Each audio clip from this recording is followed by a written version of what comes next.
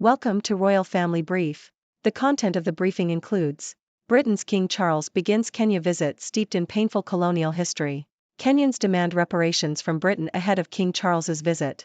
Prince William asked to write to kidnap victims who watched his wedding while in captivity. Evening update: Netanyahu has no plans to resign or pause military action, as Israeli troops push deeper into Gaza. Stocks already discounted a severe recession, strategist. Britain's King Charles begins Kenya visit steeped in painful colonial history. Reuters. Britain's King Charles and Queen Camilla have embarked on a 4-day state visit to Kenya, during which Charles plans to address the painful aspects of the shared history between the two countries, including the colonial rule that lasted for almost 7 decades. The visit aims to reflect the close cooperation between the UK and Kenya on economic development, climate change, and security issues. Charles will meet entrepreneurs from Kenya's tech scene, tour wildlife facilities, and visit the southeastern port city of Mombasa. However, many Kenyans are focused on whether Charles will address the colonial-era abuses, such as torture, killings, and land expropriation, which still have lasting effects in Kenya. The visit comes at a time when some former colonies are re-evaluating their ties to the monarchy and calling for Britain to reckon with its colonial past. Kenyans demand reparations from Britain ahead of King Charles's visit. RFI. Kenyan President William Ruto has invited King Charles and Queen Camilla to visit Kenya in December as the nation celebrates the 60th anniversary of its independence from Britain. The state visit aims to celebrate the warm relationship between the two countries. However, some Kenyans are demanding an apology and compensation for past colonial abuses, including the Mau Mau uprising, which resulted in the deaths of around 10,000 people. In 2013, Britain agreed to compensate 5,000 Kenyans who had suffered abuse during the revolt, but many victims are demanding more. Prince William asked to write to kidnap victims who watched his wedding while in captivity. Telegraph. Prince Charles reached out to 3 U.S. women who were held captive for a decade, after discovering that they had watched his wedding to Camilla Parker Bowles while in captivity. The 3 women, Michelle Knight, Amanda Berry, and Gina De Jesus, were imprisoned by Ariel Castro in Cleveland, Ohio. Berry revealed during an interview that she had watched the royal wedding and that it had given her hope. After seeing the interview, Prince Charles contacted the interviewer, Kirsty Wark, and asked if he could write to the women. Castro was later jailed for life but died a month into his sentence. Evening update: Netanyahu has no plans to resign or pause military action, as Israeli troops push deeper into Gaza.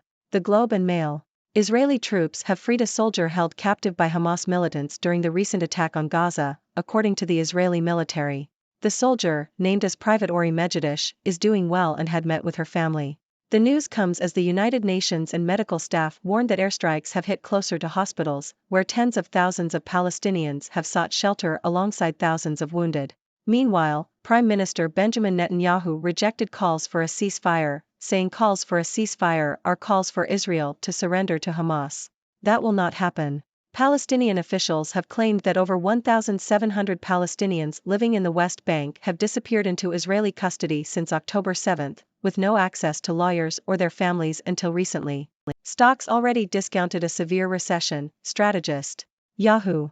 The U.S. Treasury Department is expected to issue $114 billion in bonds as markets cope with elevated bond yields and higher for longer interest rates.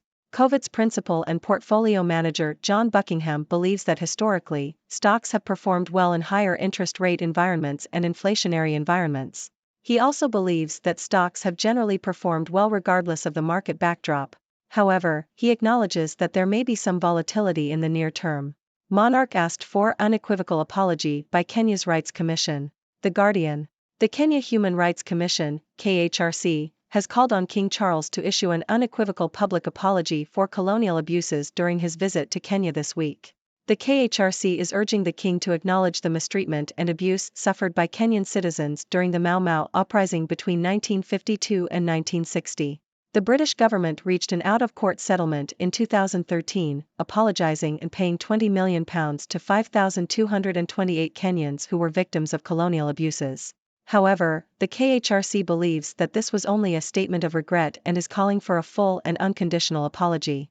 The Crown catches up to painful recent history for the royal family. The Toronto Star. Season 6 of the hit show The Crown will be released on Netflix in 2 parts, with the first 4 episodes airing on November 16 and the remaining 6 on December 14. The final season will cover the death of Diana, Princess of Wales, and will go up until 2005, including events such as the Queen's Golden Jubilee and Prince Charles and Camilla's wedding. The series will also explore the impact of Diana's death on the members of the royal family, including her two sons. King and Queen greeted by Kenyan President at start of 4-day state visit. Telegraph. King and Queen visit Kenya for state visit. They were greeted by President Dr. William Ruto and Rachel Ruto at State House in Nairobi. The Queen paid tribute to Elizabeth II by wearing a diamond oyster brooch that belonged to her late mother-in-law. They will visit the tomb of the unknown warrior and a museum dedicated to Kenya's history. President Ruto presented the chief of the Kenyan Defense Forces and commanders of the Army, Air Force, and Navy. King and Queen planted 2 native trees and signed the guest book. Ladies and gentlemen, I am Dr. Six, your resident observer from the 6 Degrees world, here to bring you the latest news from around the globe. Today, we delved into the King of Britain's visit to Kenya, demands for reparations, Prince Charles reaching out to kidnap victims, Israeli troops' actions in Gaza, market volatility, calls for an apology, and the upcoming season of The Crown. Let's start with the royal visit to Kenya. King Charles and Queen Camilla embarked on a 4-day state visit aimed at addressing the painful aspects of the shared history between the two countries. While the visit focuses on economic development and climate change, many Kenyans are eager to see if Charles will address the colonial-era abuses that still have lasting effects in Kenya. It seems that former colonies are re-evaluating their ties to the monarchy, and calls for Britain to reckon with its colonial past are growing louder. Speaking of colonial abuses, some Kenyans are demanding an apology and compensation for past colonial abuses, including the Mau Mau uprising. The British government agreed to compensate 5,000 victims in 2013, but many are seeking more. It remains to be seen whether King Charles will address these demands during his visit. In a heartwarming story, Prince Charles reached out to 3 U.S. women who were held captive for a decade. It turns out they watched his wedding to Camilla while in captivity, and it gave them hope. Upon learning this, Prince Charles contacted the women and expressed his support. It's moments like these that remind us of the human connections that can transcend even the most difficult circumstances. Turning to the Middle East, Israeli troops have freed a soldier held captive by Hamas militants during the recent attack on Gaza. While this is undoubtedly a relief for the soldier and her family, the situation in Gaza remains dire. Calls for a ceasefire have been rejected by Prime Minister Benjamin Netanyahu, who sees them as calls for surrender.